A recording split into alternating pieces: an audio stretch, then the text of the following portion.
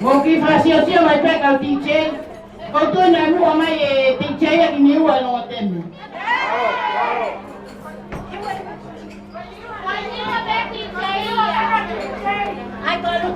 Tak apa kau memang mo. Saya bagi tahu lu ngako ini. Tahu lu ngai di sini mo aku no fahoha. Ya kita bagi fai sekau ko ini kai bon tiap ki ha fulare tahu ma.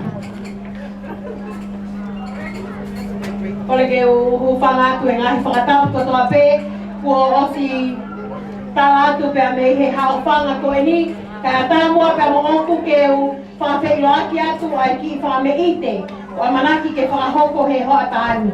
O ku longo ai kātoa ngani, ko tongo lahi e kau niua ai whare ni. O ka wai e whine mo tua o kune whakahoko e tau olunga.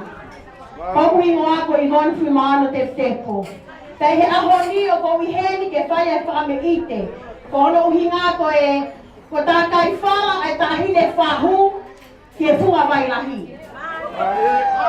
Te ama heni ko uhi ako e tau olunga, ko whame ite e tamasi ko fia o whawesi te me Amerika. O kune whakatorau mai e ne ofa ki he kātoanga o tau alolo ai he malumalu e whaleni.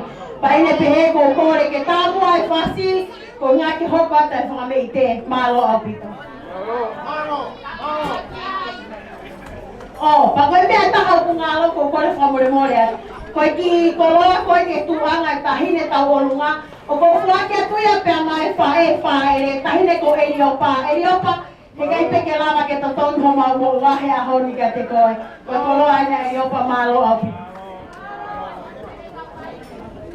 Pea moe te ki, whaamore more. Kumanga foi lore. Malo!